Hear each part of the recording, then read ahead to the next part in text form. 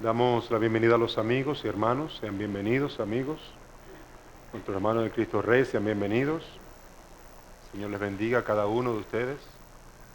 Si pueden, por favor, acompañarme al Evangelio según San Marcos, capítulo 10, versículo 45.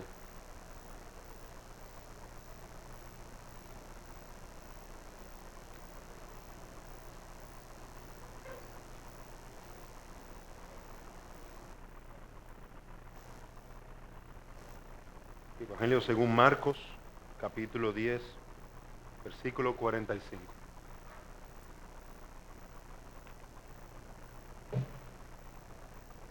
Leo. Porque el Hijo del Hombre no vino para ser servido, sino para servir y para dar su vida en rescate por muchos. Amén. Vamos a orar. Señor y Dios, nosotros damos gracias a ti por concedernos tu santo día para nosotros adorar y alabar tu nombre. Gracias por tu santa palabra. Gracias, Padre, por tu concedernos el privilegio de exponernos una vez más. Enséñanos tus caminos para no apartarnos de ellos. Tú dices en tu palabra, ¿con qué limpiará el joven su camino? Con guardar tu palabra. Con todo mi corazón te he buscado. No me dejes desviarme de tus mandamientos. Que tu mandamiento sea nuestra guía, tu mandamiento sea nuestra fortaleza. Haz esta obra, Señor, en nuestros corazones. Permítenos deleitarnos y gozarnos en tus mandamientos. En Cristo te lo pedimos. Amén. El título del mensaje es Cristo vino a dar su vida en rescate. Y el versículo que tenemos aquí, Marcos 10, 45, se encuentra dentro de un bloque de una enseñanza básica en la que los discípulos procuraban su gloria personal. Jacobo y Juan deseaban sentarse a la izquierda y a la derecha del Señor. Los apóstoles, al darse cuenta, se irritan con ellos porque definitivamente no le quieren dejar ese lugar. Todos estaban muy preocupados por los primeros lugares. Y nuestro Señor Jesucristo decide aplicar una medicina correctiva por segunda vez, ya que en el capítulo 9 tuvo que volver a hacerlo y colocar un niño en medio de ellos para hablarle de que el objetivo no es ser el primero. Sin embargo, ellos continuaban procurando los primeros lugares. Él aplica una medicina para tratar con el orgullo y los deseos de gloria personal. Les dijo que sus ideas de grandeza se basaban en un fundamento equivocado. Estaban tomando el camino equivocado para llegar a ser grandes, importantes en el reino de los cielos. La forma de llegar a ser el primero en el reino de los cielos es muy diferente al reino de los hombres. Por eso él mismo decía, sabéis que los que son tenidos por gobernantes, versículo 42, de las naciones se enseñorean de ellas y sus grandes ejercen sobre ellas potestad, pero no será así entre vosotros. Es decir, los grandes en el mundo ejercen potestad, pero no será así entre vosotros. Entre vosotros será diferente. Entonces, él les habla de que la manera de llegar a ser el primero no era procurando los primeros puestos o asientos, sino el asiento del servicio. Procurando sentarse en el asiento del servicio a los demás. Marcos 9, versículo 33 al 35, les repite la misma enseñanza. Y llegó a Capernaum y cuando estuvo en casa les preguntó, ¿qué disputabais entre vosotros en el camino? Mas ellos callaron, porque en el camino habían disputado entre sí quién había de ser el mayor. Entonces él se sentó y llamó a los dos y les dijo, si alguno quiere ser el primero, será el postrero de todos y el servidor de todos. ¿Alguno quiere ser el primero? Sea el último y el que sirva a todos. Es el camino que en el reino de los cielos se le da a todo hombre, a toda mujer que quiera servir, que quiera llegar y trabajar en la obra del Señor, bien. Pero si deseas algún lugar, procura el lugar del servicio. Y aquí vuelve a aplicar el mismo principio que en Marcos 9, pero tomándose en este momento a sí mismo como ejemplo. Por eso dice el versículo 45, el Hijo del Hombre no vino para ser servido, sino para servir. Él se pone como ejemplo a sí mismo y pone énfasis sobre su vida y el pago de un rescate por muchos. Él no solamente al hablar del servicio les habla de lo difícil que es ponerse en último lugar, lo difícil que es tratar de limpiar los pies de los discípulos. Había un trabajo, ese servicio o esa vida que él estuvo entre ellos, vivió entre ellos, tenía o lo iba a llevar a un punto mayor, a dar su vida, a entregar su vida. Y yo quiero que básicamente en este tiempo de Santa Cena meditemos sobre esa vida que Él vino a poner por rescate. Y lo primero que quiero preguntarme a mí mismo y preguntar al texto para que nos ayude a ver que Cristo vino a dar su vida en rescate es ¿a quién pagó dicho rescate? Aunque el texto básicamente no nos dice o no se enfoca de a quién se dirigió ese pago, podemos hurgar en las Escrituras y darnos cuenta que las Escrituras hablan con claridad del foco o de quién recibió el pago del rescate. Efesios 5:2. Como también Cristo nos amó y se entregó a sí mismo por nosotros, ofrenda y sacrificio a Dios en olor fragante. Él dice que Él venía a dar su vida en rescate. Y el rescate básicamente es recuperar mediante un pago o mediante la fuerza algo que se ha perdido. O algo que está en poder ajeno.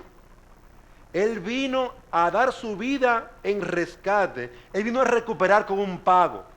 ¿Y a quién le pagaba? Dice el texto en Efesios 5:2, a Dios.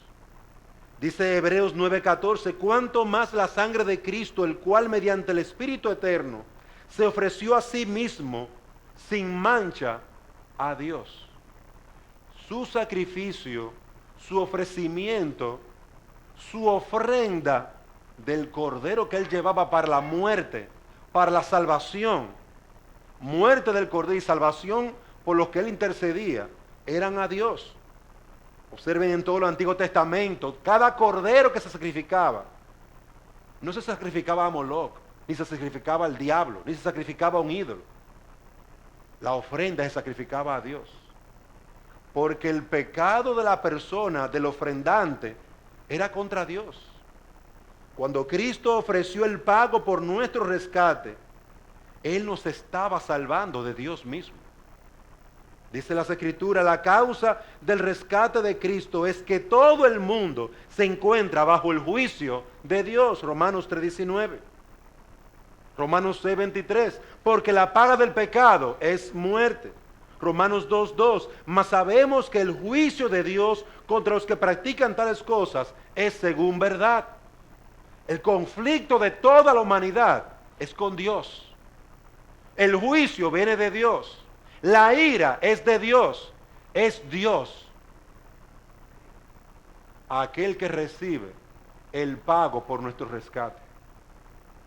Dios traería a cuenta nuestros pecados y nos daría muerte, a menos que alguien nos rescatara, a menos que alguien hiciera el pago. Todo nos apunta hacia un solo lugar, a un juicio inminente. Por una deuda, la deuda del pecado. No la deuda de la humanidad, porque el mundo se está derritiendo, los polos, y entonces hay un cambio climático. Tenemos que pagarle a Dios por el cambio climático. No. Estamos destruyendo nuestros bosques y eso hay que detenerlo. Sí, pero ese no es el problema con Dios. El problema con Dios es nuestro pecado. El problema con Dios es que somos enemigos de Dios. Juan 3:36, la ira de Dios está sobre él. Romanos 8:2-5, pero por tu dureza y por tu corazón no arrepentido, atesoras para ti mismo ira para el día de la ira y de la revelación del justo juicio de Dios. Observen que es algo personal, por tu dureza. Mira que yo sé que una vez desobedecí, pero yo he hecho muy buenas obras, por tu dureza. Mira que yo sé que mira, nadie es perfecto, dirá alguien. Todos somos pecadores, claro, pero no lo dice al nivel que lo dice la Escritura. Lo dice al nivel de que no hay nadie perfecto y a veces fallamos. Pero cuando Dios dice que un hombre es pecador, está diciendo lo siguiente: tienes un corazón duro, no te has arrepentido y atesoras para ti mismo ira para el día de la ira. ¿Y qué se va a revelar el día de la ira? El justo juicio de Dios. Cristo vino a rescatarnos de las manos airadas de nuestro Dios. Vino a rescatarnos de las manos airadas de Dios. Dios recibe el pago del rescate ofrecido por Cristo para volvernos a Él mismo. Entonces hemos visto básicamente que Cristo vino a dar su vida en rescate. Y ese rescate era a través de un pago a nuestro Dios. Pero en segundo lugar, ¿cuál era el precio del rescate? Marcos 10:45 nos dice: no vino para ser servido, sino para servir y para dar su vida en rescate. Su vida es el precio del pago a realizar para la completa liberación del justo juicio de Dios. Era la vida misma del Mesías, la vida misma del Salvador. Uno se pone a leer la historia en cualquier área, en cualquier parte del mundo, y quienes salvan a una nación comúnmente no se entregan para que los maten. Venga, yo vine a salvar mi nación de mis enemigos, mátenme. No. Lo que escuchamos, por ejemplo, de nuestros padres de la patria, Juan Pablo Duarte. Aquí en Dominicana, ese hombre entregó sus bienes, lo que tenía, todo lo que tenía, sus ideas, su capacidad intelectual, su propia persona. Igualmente cada hombre y mujer que ahí entregó su vida. Y usted va a otras naciones y usaron las armas, y compraron herramientas, y compraron armas, y tenían municiones, y había un ejército, y lucharon los ejércitos, y por fin fuimos liberados por la espada de nuestros ejércitos. En la Biblia es diferente. Quien venía a rescatarnos entregaba su vida. Quien venía a pagar por nuestro pecado recibía todo el juicio y la ira de Dios sobre él. Qué diferente es la palabra de Dios y lo que Cristo nos enseña. Todo aquel que cree que sabe, que vaya a la Biblia, se va a dar cuenta que no sabe nada. Vaya a la Biblia y se va a dar cuenta de las cosas más tontas. ¿Cómo es posible que el Salvador de su reino, el rey, se entrega a morir por sus súbditos? Es al revés. Súbditos levanten a morir por su rey. Y el rey allá, muy atrás. Y la batalla. Y general, vaya, pelee por mí y venza por mí. ¿Quién está dispuesto a dar su vida por el rey? Esa es la gran pregunta del rey. En nuestro caso, el rey tomó el lugar delantero y entregó su vida en una cruz. De forma humillante. Él entregó su vida hasta la muerte. Pablo nos dice en Filipenses 2:8, y estando en la condición de hombre, se humilló a sí mismo, haciéndose obediente hasta la muerte y muerte de cruz. Estando en la condición de hombre. Marcos 9:31, el Hijo del Hombre será entregado en manos de hombres y le matarán. El mismo Jesús diciéndolo a sus discípulos. El Hijo del Hombre será entregado en manos de hombres y le matarán. Con razón Pedro le dijo, Señor, no diga eso de ti, ¿cómo va a ser? ¿Cómo va a ser que tú vas a decir que te maten? No, Señor. Con razón en Emaús se iban tristes los dos discípulos. Oye, nosotros pensábnos que él no iba a salvar. Ellos esperaban a un salvador, uno como el que aparece en las películas, como el que aparece en esas grandes historias, un conquistador con su espada, y tú lo ves en su caballo así. Wow, se ve chulo. Cualquiera quiere ser un conquistador con ese, hasta una estatua le hacen a uno, montado en el caballo, con la espada en la mano, para que sepa que era un hombre de batalla, no un cobarde.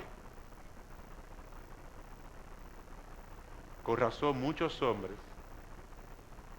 les tropiezo la cruz. Y a menos que no clamen a Dios, nunca entenderán el sacrificio de Cristo en la cruz. El Señor, estando en nuestra condición de hombre, es decir, con la condición mortal de los hombres. Mortal quiere decir que va a morir. Con la condición mortal, con la condición de morir de todos los hombres. Nos dice un autor, y su muerte no fue una muerte corriente como la de un mártir o de cualquier otro. Fue el pago público por parte de un representante todopoderoso de las deudas de un hombre pecador a un Dios santo. Fue el rescate que un fiador divino se encargó de proporcionar con el fin de conseguir la libertad de los pecadores atados y aprisionados a la cadena de su pecado. Observen, en la historia notamos que los pueblos están sobre otro pueblo. Se levanta ese libertador, ese gran general, ese gran presidente, ese gran conquistador, y rompe las cadenas de sus hombres, de su pueblo, de su nación, a espada y sangre. Cristo rompió las cadenas de cada uno de los hombres y mujeres de su pueblo con su muerte. Venció con su propia muerte, nos rescató con su propia vida, entregó su vida, era la única manera, haciendo el pago de nuestra deuda delante de Dios, de nuestra gran deuda. Por su muerte el Señor dio plena y completa satisfacción por nuestros muchos pecados. Dio completa satisfacción, completo pago. Primera de Pedro 2:24, quien llevó él mismo nuestros pecados en su cuerpo sobre el madero. Él mismo llevó nuestros pecados. El pecado fue vencido. El precio de nuestro rescate, toda su vida, toda su sangre. En un juego de ajedrez, usted no puede permitir que al rey se le ponga la mano. Cada vez que se le hace un ataque al rey, hay que liberarlo del ataque. En el juego de la palabra de Dios, de las Escrituras, el rey iba adelante para morir por cada uno de sus peones. No que el rey murió por otros reyes y ganó una gran suma y wow, la muerte del rey fue necesaria porque se salvaron naciones enteras. No, él vino a morir, Cristo vino a morir por sus peones, por los insignificantes peones que están delante en el juego de ajedrez, que si no hacen más nada que caminar hacia adelante,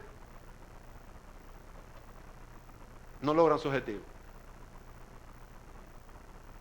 Queridos hermanos, el precio de nuestro rey fue toda su vida. Toda su vida. Y en último lugar, ¿quiénes recibieron el beneficio del rescate de Jesucristo? Dice nuestro pasaje que Él murió por muchos. Él murió por muchos. No todo el que está aquí ha sido rescatado por Él. No todo el que oye ha sido rescatado por Él. ¿Cuál es el número de rescatados? Muchos. Póngase a contar, desde Adán y Eva. Estamos en el siglo XXI. Muchos. Saca lápiz, si puede. A Abraham se le dijo, mira las estrellas, cuéntalas si puedes. Así será tu descendencia. Muchos. Mira el polvo en el desierto. Así será tu descendencia. Muchos, muchos, muchos para dar su vida en rescate por muchos, no por todo el mundo. No todo el mundo ha sido rescatado. Tenemos la responsabilidad de predicar el Evangelio, porque muchos necesitan ser salvos, hermanos. Muchos necesitan ser salvos y aún no han escuchado el Evangelio. Necesitamos predicar el Evangelio, porque Él vino a rescatar a muchos. Ese fue el aliento que el Señor le dio a Pablo. Predica la palabra, no te podrán hacer daño, porque ahí hay mucho pueblo. Tengo mucho pueblo ahí. Mira, Pablo, predica porque hay 200 y nada más tú tienes 10. No, Pablo tenía que predicar porque allí había mucho pueblo del Señor. Ellos no sabían quiénes eran. Pablo no sabía quiénes eran. Sin embargo, la obra de Cristo debía de consumarse en sus vidas. Sin embargo, no todo el mundo será rescatado. No todo el mundo será rescatado de la ira y el juicio de Dios. Y el infierno está preparado para ellos. ¿Está preparado para ti el infierno? ¿Está preparado para ti? ¿Desprecias tú este mensaje? No lo puedes entender. No puedes entender por qué el rey tomó el lugar de un peón y murió por sus peones. No puedes entender cómo es posible que el libertador, en vez de luchar, diera su vida en una cruz. En la cruz, no suya, sino de sus enemigos. No, porque el rey se crucificó en su propia casa. No, él fue a los enemigos y los enemigos lo agarraron, se burlaron de él, lo pisotearon, lo escupieron y le hicieron todo lo que quisieron y luego lo pusieron afuera donde por donde todo el mundo pasa, por donde pasan sus propios súbditos. Esa es una de las maneras en la que se humillaban a los pueblos. Se le tomaba al rey, se le tomaba al general y se humillaba públicamente. Imagínese usted, un ejército viendo a su general siendo humillado, ¿cómo se sentirían? Humillados también. Entonces, ese era el objetivo de la crucifixión. Para que los judíos supieran, miren, le matamos a su rey. Ustedes son pocas cosas. Para que los judíos se humillaran. Para humillarlos más. Ese fue el camino que era necesario que Cristo tomara para salvarnos, para rescatarnos. Porque el principal enemigo de los judíos y el principal enemigo nuestro no eran los romanos. El principal enemigo era el pecado. Lo que los separaba de Dios no era el imperio romano. Lea la historia. Un imperio ha sucedido a otro. Un imperio ha sido cambiado por otro. No porque los babilonios eran malos. Bueno, ahí le envío a los medo-persas, a los medo-persas. Wow, pero los medo-persas son más malos todavía. Ahí te envío a los griegos. ¿No te gustaron los griegos? El imperio romano. Barre con ellos. No, el problema no eran los imperios. El problema no son los reyes, presidentes. El problema es nuestro pecado. De eso fue que Cristo vino a rescatarnos. Y quiera Dios que puedas entenderlo, amigo. Tu gran problema para con Dios es tu pecado. Tu gran problema, tu terrible problema, no es que estás más delgado, más gordito, o que tienes poco entrada. Ese no es tu problema. Porque cuando partas de este mundo, todas esas cosas se quedarán aquí. Tu gran problema es partir de este mundo sin Cristo. Eso sí será un problema. Y eso en el día de hoy es un problema para ti. Vivir sin esperanza y sin Dios. Por lo menos no con el Dios que creó los cielos y la tierra. Porque tú puedes tener tu ídolo, tu Dios. Un Dios de tu mismo tamaño. Pero no el Dios de los cielos y la tierra. Que hizo algo increíble. Entregar a su propio Hijo. Para que su Hijo venciera a su enemigo, el pecado, con su propia muerte. Amados hermanos, que el Señor nos conceda poder considerar esto. Hemos sido librados, no del infierno. Hemos sido liberados de Dios y de su juicio sobre nosotros. Hermano, el infierno se queda cortito. El infierno es nada delante de un Dios airado. El infierno es simplemente la evidencia pública de su juicio contra todo pecador. La evidencia de que realmente todo pecador cumplirá condena allí. No se liberará por la muerte. No, la muerte no te liberará de este mundo. Ni la muerte te liberará del juicio de Dios. Algunos se matan, se suicidan para liberarse de sus problemas. Necio. Básicamente es un necio. Sin embargo, cada uno de nosotros tiene que considerar si esa necedad también no está en nuestro propio corazón. Porque si despreciamos a aquel que venció a la muerte y que venció el pecado y continuamos en esta vida, en una vida de pecado, oiga bien, delante de Dios no tenemos esperanza. Pero Cristo nos rescató para darnos esperanza. Nos rescató, nos liberó, nos sanó, nos salvó. Amados hermanos, Marcos 9:13, porque no he venido a llamar a justos, sino a pecadores al arrepentimiento. Cristo mismo lo confirma. No he venido a salvar a Israel de los romanos. No he venido a salvarte de tu problema económico. No he venido a salvarte de tu situación social. No he venido a salvarte de todos los problemas que tienes en la vida. He venido a rescatarte de tu pecado. No he venido a buscar a justos, sino a pecadores. A pecadores. Marcos 2:17. Los sanos no tienen necesidad de médico, sino los enfermos. No he venido a llamar a justos, sino a pecadores. No he venido a llamar a justos. No a justos. ¿Te sientes justo? ¿Eres bueno?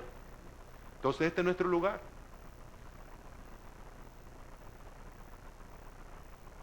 ¿Eres pecador?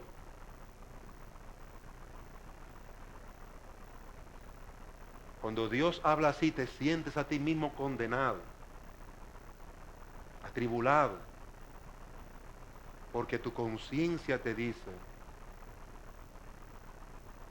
tú sabes que eso es verdad. Tú sabes todo lo que tú has hecho. Tú lo sabes bien, ¿verdad? Hipócrita.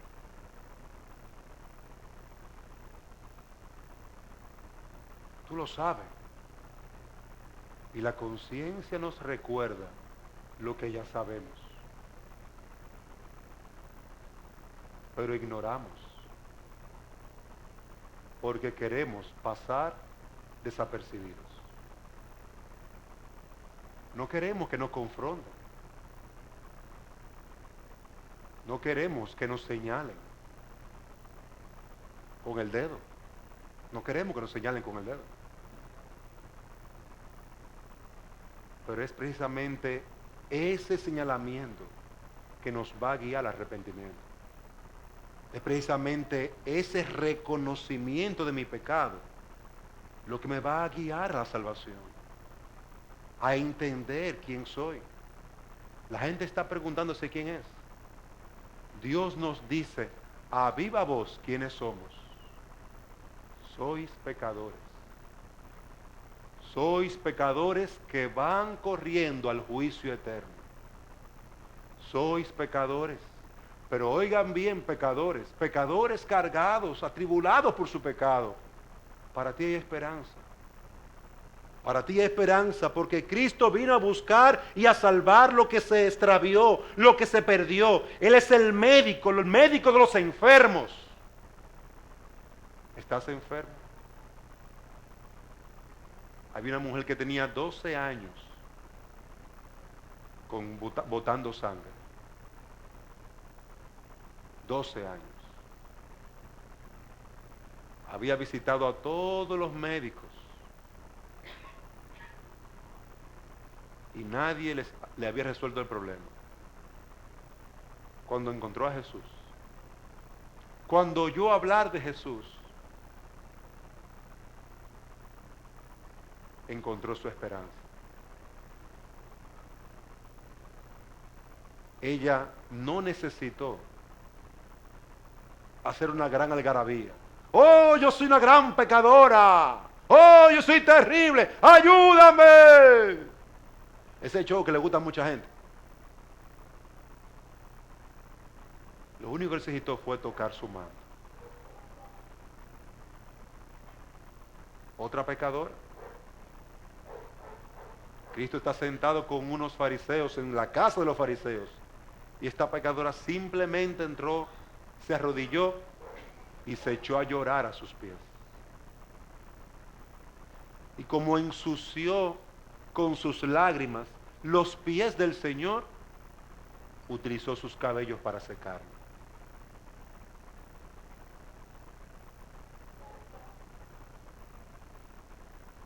Ese tipo de hombre, ese tipo de mujer, hallan en Cristo lo que están buscando: perdón de pecados y vida eterna. ¿Tienes eso? Yo me pregunto y te pregunto en esta noche, ¿tienes eso?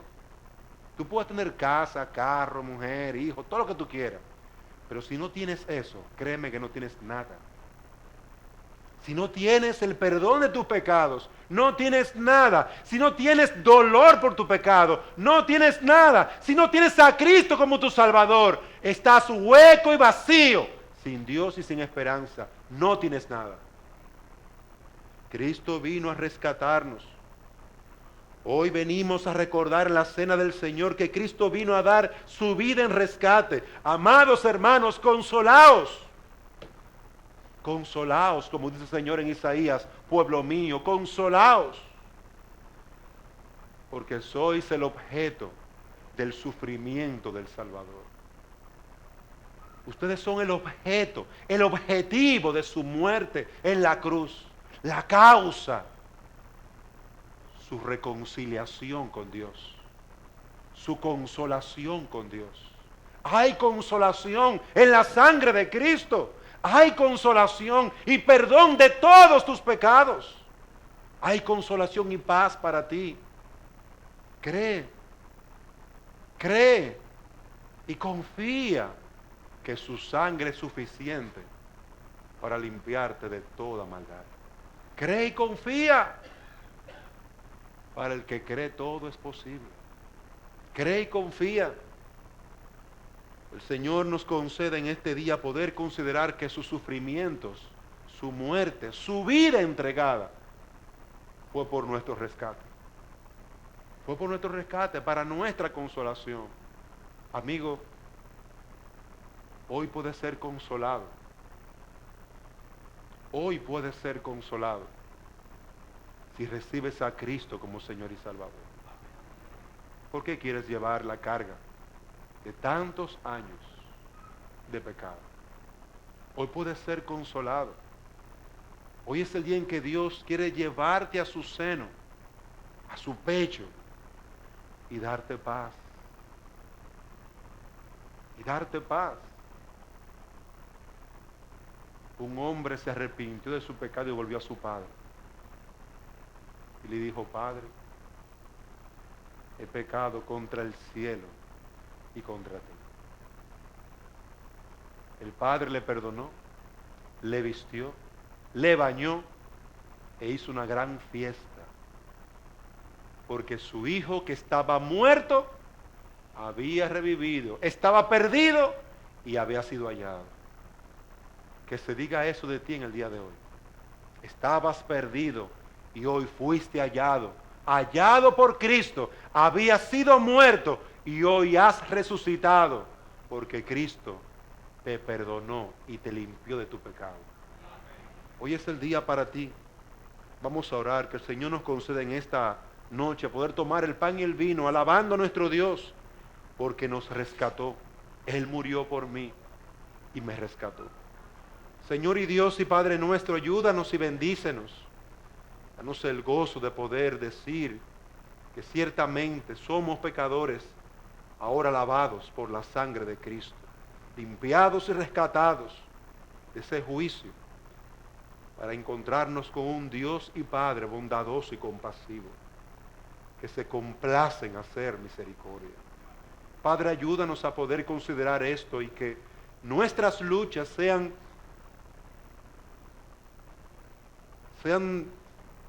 acomodadas, nuestras debilidades sean reconfortadas por la obra de Cristo en la cruz del Calvario. Santifícanos y vivifícanos en el nombre de Jesús. Amén.